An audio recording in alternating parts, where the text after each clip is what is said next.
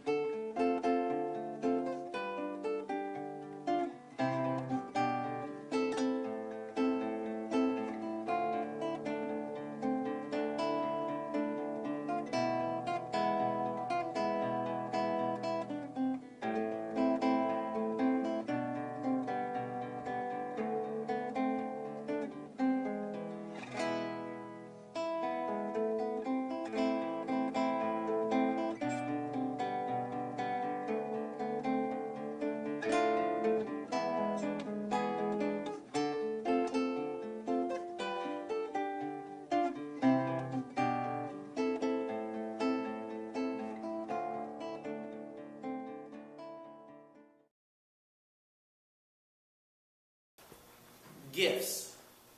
We all love to give them.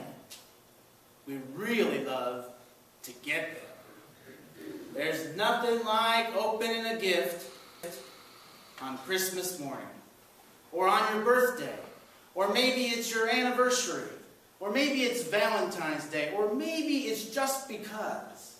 And you get to open up that gift and see what's hiding beneath all the pretty wrapping, the bows.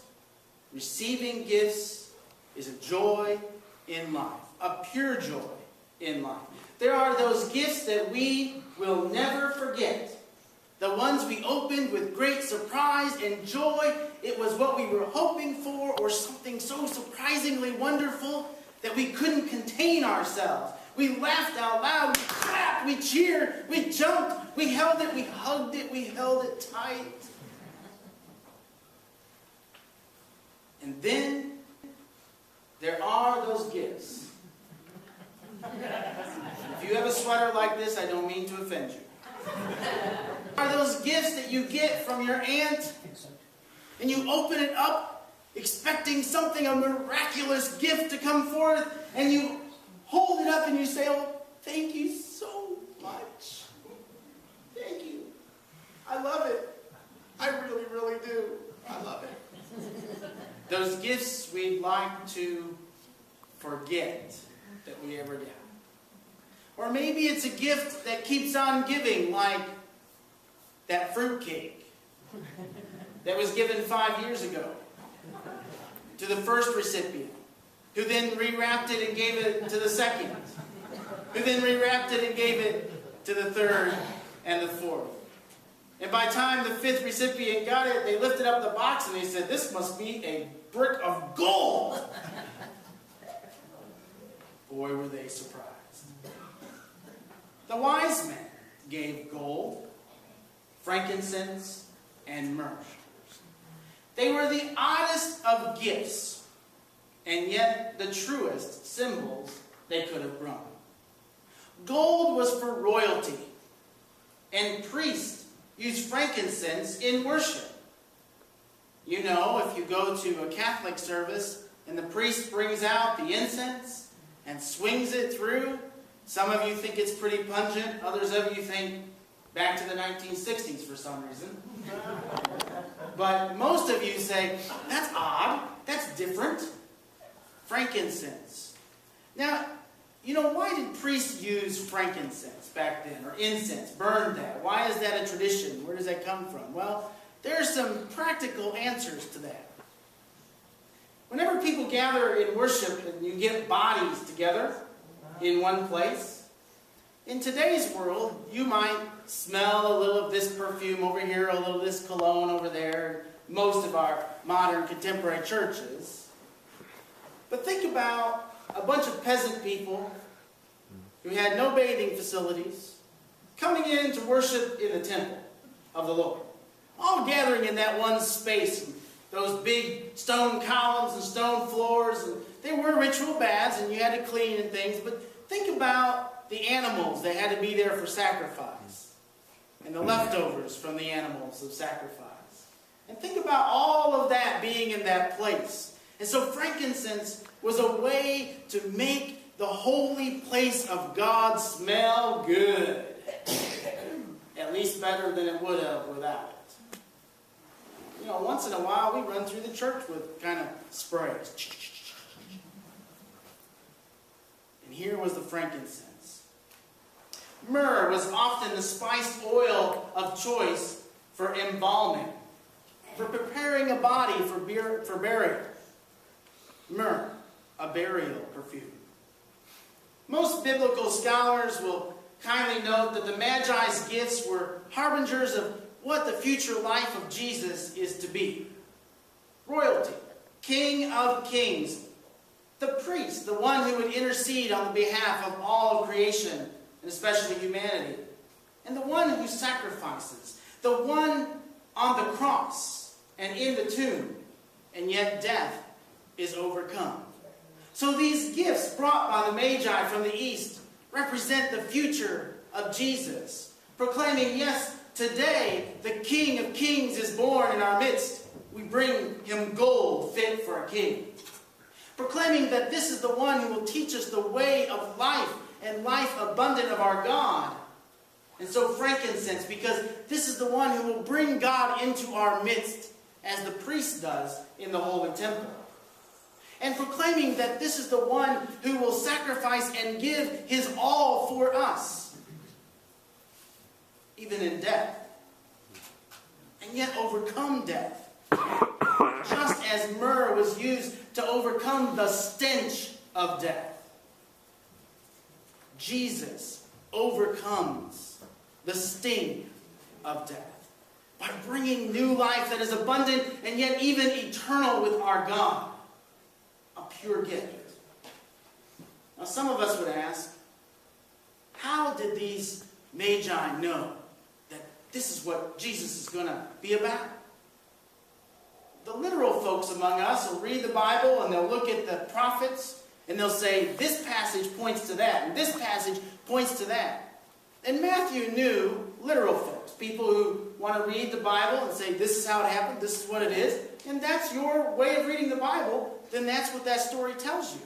That the prophets have foretold that Jesus, or the Messiah, who will be born in Bethlehem of Judea, that Jesus, the Messiah, is going to bring God into our presence, in fact, write the law on our hearts, that a stump will shoot forth out of Jesse's family lineage and bring us our new chosen Messiah, the King of Kings, who will be the Prince of Peace, wonderful Counselor, mighty God. So it's all there. It's all there. Even the part about him suffering. Even the part about him dying and bringing life. So that's one way to look at the story and to say these Magi had read all the prophecies. They were, after all, wise men, right? Right? They weren't kings, by the way. That's a great song. But they weren't really kings.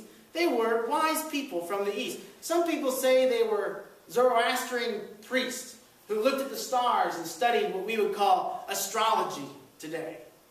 So yes, they are the precursors to your horoscope. These were the guys that set out to write what the stars were saying for everybody. And we all know what the stars said about Jesus. Proclaimed him the King of Kings and the Lord of Lords. If you're not of the literal camp, reading the Bible literally, if you look at the Bible more as a metaphor, and you look at the stories of Jesus' birth more as a metaphor trying to tell you something, it makes perfect sense then that the writer of Matthew would put this story where it is. Jesus, this tiny, vulnerable baby, has been born in Bethlehem of Judea, in Matthew, in a house. Not out in a cow's stall, but in a house. Born there in Bethlehem, but proclaimed the King of the Jews, proclaimed to be the Messiah, the new David, the new Moses, the new one to bring Israel to her former glory again. And thus the world to receive the salvation of God. Intended from the beginning of the covenant with Israel, that it would be the salvation of the world, not just a certain people. Not just those who believe they are in, versus those they feel are out, or excluded. So if you read it a little more metaphorically, you may not worry about whether the prophecies all come together, but what you see in these gifts is that the writer of the gospel is trying to tell you something right at the beginning.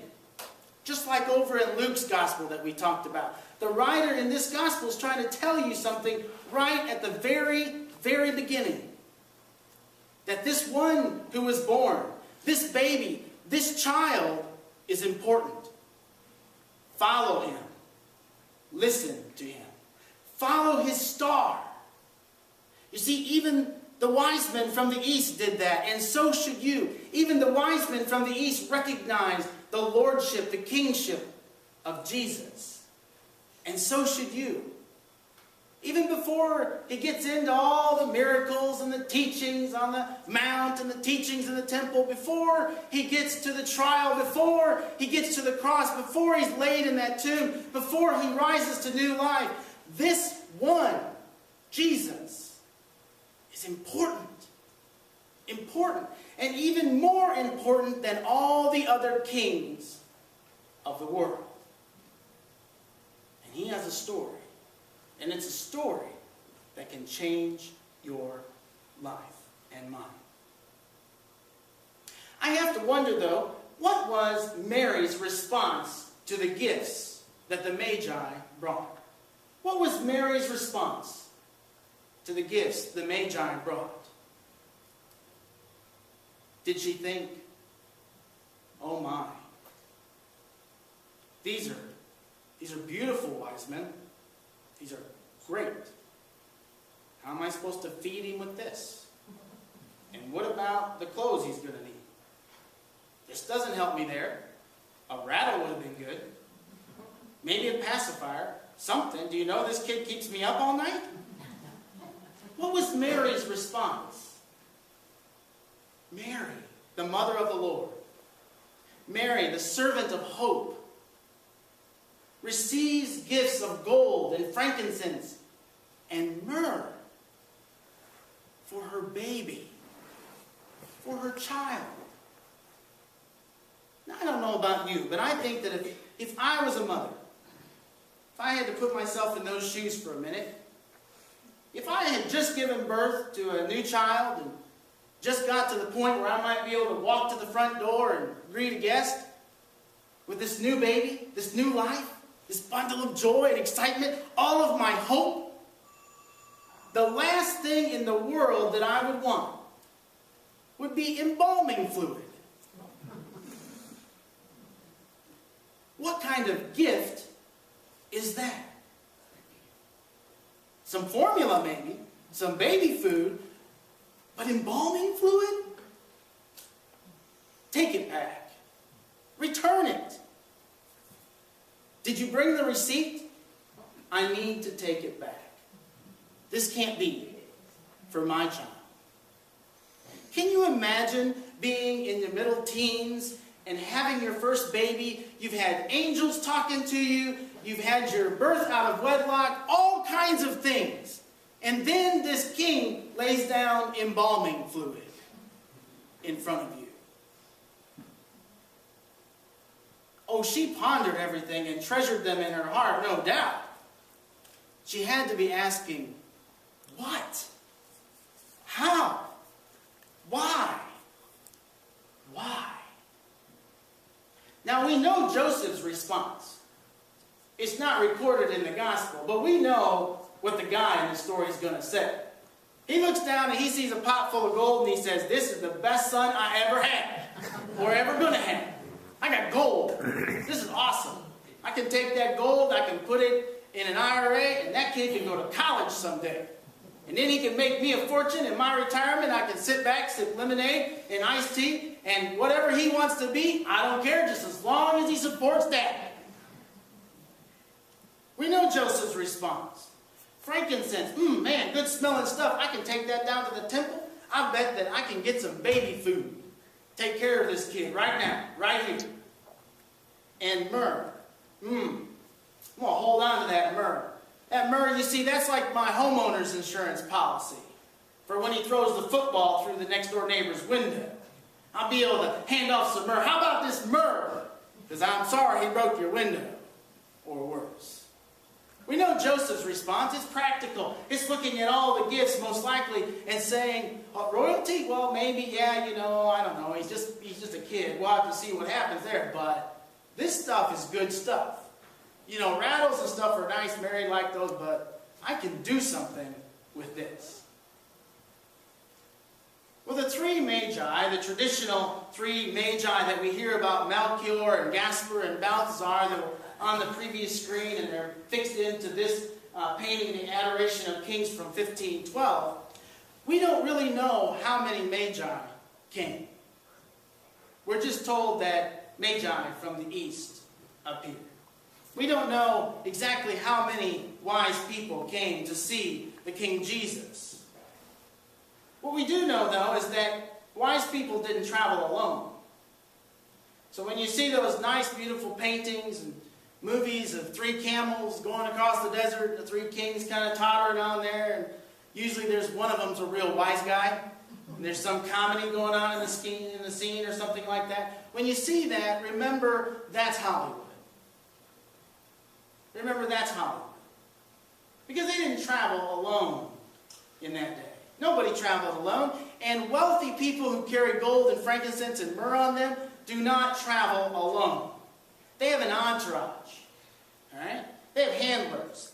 They have people that make sure that the camel's there when the camel's supposed to be there, that it's been dusted and it's clean, that they can get, they're the ones that bring out the little step and set it down and make sure that Melchior and Balthazar and all the others can get up on their camel, make sure the camels get led to water so they got their fuel for the journey and they got full tanks and all that kind of stuff. They have people that take care of them, and people that come with them.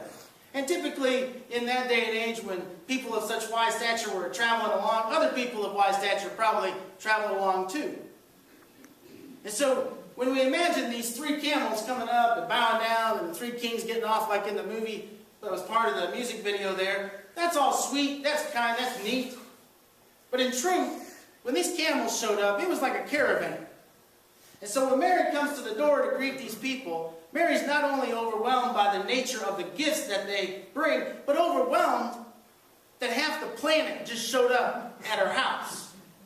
She just had a baby. She's had no time to cook any meals, get things ready, straighten up. I mean, there's baby you-know-what everywhere. Kid hasn't been eating well for the last couple days, been spitting up. She hasn't had energy to do the laundry. And she's in Bethlehem. She's not even in her hometown. So she don't have the support of all that family around her. She's thinking, OMG, what are you doing here? Can you imagine this 15-year-old girl, 14, 16, we don't know the exact age, but we know she's young, really young.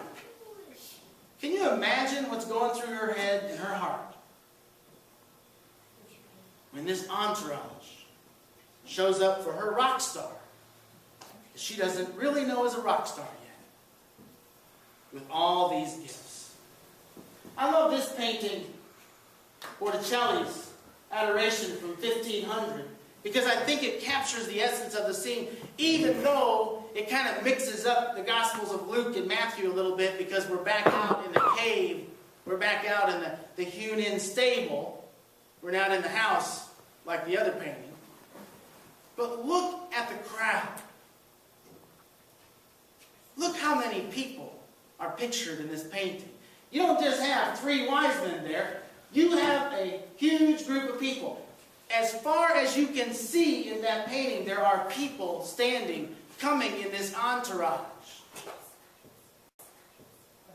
Why would an artist try to capture that? What would lead an artist in 1500 to paint all those people around the three magi and Jesus?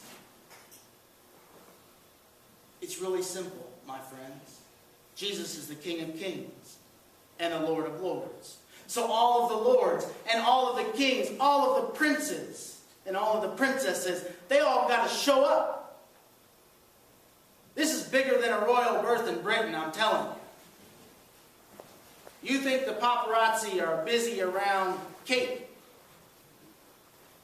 This was the news of the world. This was the hope of the world. This was the light of God coming into the world, a world that had been so void of light. In the beginning, when there was nothing, the earth was a formless void. God spoke and said, "Let there be light." And it was so. And when this child was born and that star shone bright, God said to the world again, "Let there be light." And light for all people. And they sang with the prophet, "Arise, shine, for our light has come." So a multitude of royalty come to the baby Jesus with gifts that make no sense to give to a baby or to a new parent, except gifts that make sense for all who hear and all who would follow. That King Jesus has been born. That the King of Kings, the Lord of Lords, the Prince of Peace, the Almighty God, has come into our midst in a baby. And that this king is different from all the lords of this world, because this king's kingdom has no borders, no boundaries that are drawn with human hands. You see, he is the Lord of all. He is the Prince of Peace. Now, I'm not just talking about the peace you get when your kids are quiet at the supper table. That's nice peace. I'm not just talking about the peace you got when you visited your in-laws over the holidays and nobody broke out into a fist fight.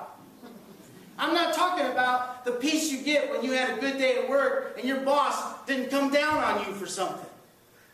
I'm not talking about the peace that you get when you find out that your next door neighbor is a Republican or a Democrat and you're the other one and you can't talk to him anymore about that to maintain peace. I'm not talking about the peace you get from those kinds of things. I'm talking about the peace you get when you realize that God loves you just as you are.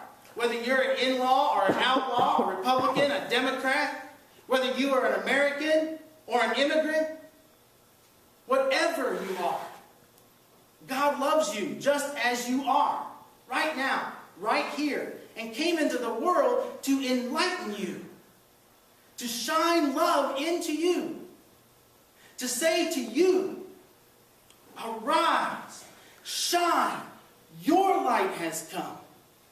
It's here, it's here, it's there, it's in you.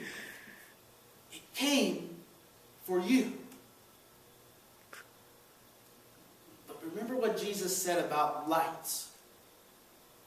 You can't hide a light under a bushel basket and have it produce what it needs to produce for you. A city filled with light cannot be hid. Remember, that light that comes into the world, this light that enlightens us to go out into the world with that same light that says to everyone you meet, you are a child of God, forgiven, loved, and free. And especially to those whom you think within them is no light at all. You are a child of God, proclaimed by the King of Kings and the Lord of Lords. And you have light for the whole world. Let it shine. Let it shine. Let it shine.